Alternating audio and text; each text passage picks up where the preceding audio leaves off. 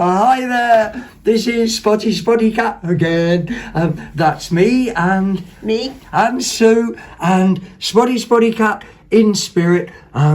We're a bit on tour. Anyway, let's start off with this, which is just fab. It's redware. It's I think it's Japanese. You think it's Japanese as well, don't you? Yes. Rather than Chinese. Yeah. And it is the most exquisitely potted pot. It's got stuff underneath. We like that. Oh yeah. And I guess someone out there knows whether or not that's Chinese or Japanese. And my daughter-in-law does. And anyway, absolutely beautiful. And the quality of the potting in it, I think it's quite modern, but I'm not really sure. There was a bit of a craze for these infuser teapots. And so he sits in there, and then here's the lid, which again, delightfully, isn't that handle delightfully oriental? And then inside, he's got chips on the inside of the lid. So inside there, there's another sort of emblematic sort of maker's mark in there as well. Anyway, that is just fab. And I can drink tea out of this. I love an infuser teapot, and that was from the Cat's Protection in Brecon. And next I've got a couple of bits. Let's take him away. Okay. And that actually just came out of the rubble at the local tip. Because these days they don't have any china at all. And so if you turn up with china plates or anything, you're just told to throw it in the hardcore. And and to a point, they don't mind me fishing it out. This is spode. They make this now. Is this Italian tower or something like that? Yeah, either Italian tower or spode tower, it'll say. Yeah, that's it. Yeah, spode Italian. So we were half right, both of us, weren't we? You know, this is what we were team, isn't it? So, and but this is actually an old one with the impressed marks on. And if that was a B, it'd be during the war, but I think it's an 8. And but they make this stuff now, and but I mean, no, it's just brilliant English porcelain and really nice. And I say I saved that from being crushed into hardcore and made into the new M, whatever it is that they're building. You can see it's had a fair bit of wear just from the knife marks on it, but they don't detract from it. And so that was a nice thing to rescue. And this is what I call Blackpool china. Who makes this? It doesn't say, but but anyway. And you see a lot of ones, you know, about dinners and we've had a farmer's one, haven't we? Have we? Yeah. Farmer's prayer. And dinners and driving and gardeners and all that. But I haven't actually had an angler's prayer. So I'm really glad to have saved that, and that's just a lovely kitsch. I always think these things are 50s, but I actually think they're 60s, do you? And but anyway, perfect accoutrement with a kiss me quick hat, I always think, because all anglers have kiss me quick hats. Do you think he's going to kiss the fish? And anyway, that was that, and the next thing, plenty of fish, shouldn't he? Yeah, the next thing came from the Cat's Protection again, and he was a pound. And our cartoons, you know, the Bash Street lot and all the rest of this, they are so iconic. And I hope our heritage like that just isn't lost. And this is to a point, really clean, amazingly clean. Look, amazingly clean, and until you get to the back page where someone said, I like to see bits, I don't like to see them ripped, and I don't mind seeing books that have actually been drawn into and so on and so forth. And WHIZZER, Chipites, the scoreboard, who knows? Anyway, WHIZZER and chips, and that is, do you think that's 1980s, Sue? I think that's 40 years old this year. Yeah, I think that probably is 1980s. Guy, I'm an expert, I can tell, just by feeling it. And I don't know. And how should we do next? Oh, I think we'll do these two. This is a Stratton compact. On the back, Stratton, showing by the little dent there, and made in England, fabulous quality. And they do all sorts. They do enamel ones, and they do this sort of soft gold finish ones as well. And even has a patent number in there. I often wonder if these were gold plated, but I don't think, yeah, they probably are, aren't they? You know, that was probably thin gold plate. And yeah. And he's got a little pattern number up there. Anyway, that is a Stratton compact. People collect these. Generally, they're worth, I suppose, you know, £3, £4, £5, £6. But some of the ones with enamel finishes and swans and fishes on can go a fair bit of money. But they're a nice, simple, easy thing to collect because they're compact, aren't they? I thought that was funny, but it's probably not. No. The next thing we have here is your classic. This must have been, look, it's still got a bit of mould on from the attic. This must have been a wedding present that was never ever used. These have never been used. And although, for example, this one, and they might look tarnished, they've actually not corroded through at all. And even with my thumb, I could polish this up absolutely bright. And I don't know. What do you think about these? They're earlier than 1950s. Do you think, or do you think they're 50s? Between the wars. Sheffield, made in Sheffield, England. Yeah, maybe I between the would wars. say. Yeah, and as I say, so it's such strange, and it's not uncommon. You know, house clearances and the rest of that to find crocodile cutlery that has skins. never ever been used. And now we'll get on to this pile here, which I had with a compact. This is nice. This is. She's. Do you think she? I don't know. I thought she was a flamenco dancer, but maybe she's just a. She's a what? In a bonnet. Yeah. Anyway, she's got a bonnet, and this is hand embroidered onto a little bit of cloth, and this I do think is 1950s, and anyway, a fun little brooch. Then there's another two here, which I would love to say were agate, but not that it truly matters. In some ways, even more beautiful. But I do suspect that these were glass made to look like agate. Well, I'm not 100% certain. But if only because although the brooch itself is quite nice quality, it's not the sort of quality you'd have if that was real agate. But aren't they really nice? And again, yeah, stunning. And then I've got this, which is my big hope. I meant to say, Sue, have you got a magnet? We could find out. But do you know, just sometimes you see unusual things. This is only marked on the back somewhere. It's just got two arrows on, and that's it. And I don't know, you know, I can't believe that I can't believe this is gold, but you never do know. But anyway, sweet enough and really nice little sparkly bits in the middle of it. And then we got two sets of beads. This black set here, which is what I would call typical cut glass Czechoslovakian beads, and it's pretty ugly up at the clasp because it's missing. It's pretty, but you could stick something back on top of there. And these would have been between the wars, as opposed to the next set. Oh.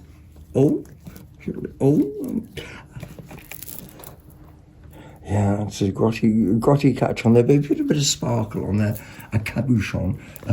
It'd be nice. Now these on the other side are almost definitely 1920s. They are what I'd call flapper beads, just because they're so long. Look, and they'll go either round your neck once or round your neck twice. And these have got to be 1920s. These are polished blue glass and absolutely really nice. They're you know, you probably need a little bit of a wash, but they're quite pretty.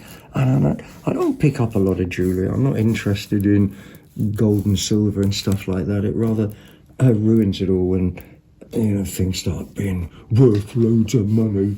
And shall we have, what should we do now? I'll tell you what we'll do next is we'll do the candlestick. Now, as you probably know, I buy a lot of green glass, but I buy it because it's deco and it's nice and I love the colour. But the chances are, what do you think the chances are, Sue, of this being uranium? Quite high. I think it's high, yeah, because, usually they're much darker and we always think, that's an absolute, bang on certainty and this. But anyway, let's have a go. I've got my black light and, oh yeah, look, what about if we do him up through there and whatever? Anyway, he's uranium glass, but don't worry, it's trapped in glass. It's never ever going to get us. And this, I suppose, is... I think that's 30s. I don't know, though. And it could be 1950s, but he could be 20s. I think he's 30s, actually. I think he's 30s. And should we give him another little quick glow on top of WHIZZER and chips? And, right, the next things that I think we'll do is some records. I don't know if I'm going to have to make a bit of space here. No, we can just flip them over. And these were all, I think they were 50 pence each. West End. And I think these were from the 10 of us, I think. Anyway, Love's Lost, West End, never heard of them, never heard of Sybil. It's a 12-incher, and PWL International. It's 1993, and it was a Warner Brothers label, PWL International. Anyway, I'd never actually heard of her at all, but, 50 pence vinyl. I thought this was great. I have no idea what the film Ghost is, but... And you? No, I don't go... I don't watch films. I can't believe in fiction anymore. I get about 5 minutes into a film or two and I just go, they wouldn't do that. And my life's more interesting than this, and etc. But anyway, Roger's Brother, Unchained Melody, absolutely fabulous asset. But you know what's even better is that not only has he got Unchained Melody on the 12-inch, but on the other side it's got the You're My Soul and My Inspiration. That one as well, whatever that one's called. And I don't know, I've better stick to the mouth organ really, hadn't I? So, yeah. And but old Blue Eyes is back. And isn't it scary when Frank Sinatra looks like a young man? But this is brilliant. Oh, and nice. I know, a gatefold as we call it. And Send in the Clowns it's got. And I think, it's a strange lot, this lot of records. This has never, ever been played. I'm not going to take it out of there. But Frank Sinatra, timeless. I mean, what a voice, what a voice. And then we get into this, which I don't care what the record's like. I just bought it for the cover. And, Angela Rippon. That's Angela Rippon, can you? But it is. Yeah, I don't know. And look good, have fun, feel fit. Physical, slow hands up. No, slow hands up. Anyway, blah, blah, and more. I don't think it's got the 8-page booklet with it, though. And, nope. It's got a Woolworths price in there from 1982 store number. And, Woolworths, that's enough to make your heart twinge. And Lifestyle Records, very nice label inside. And that's our Angela. And just for a moment, I thought, oh, blimey, it's alternate, and it isn't. I don't know. But I would have preferred a Felicity Kendall, Rear of the Year in 1982, I do believe. Anyway, Angela Rippon. Yes. And this is Julie Garden, The Holiday Years. And this someone's actually autograph of the date in 1972. And this is crazy. I say 50 pence. and look at all of this, and there are part of our culture that loves all the show tunes and the prima donnas and all the rest of that. And look, there's bits from. I've got a plastic witch, haven't I, on my shelf? Yeah, I'm sure he was in one of the things we did. And anyway, that's great. And that is a double album. And as I say, you know, I think these were all 50 pence. Absolutely crazy. And these I bought because I think going out of my head, if they did the original, that can't take my eyes off of you, but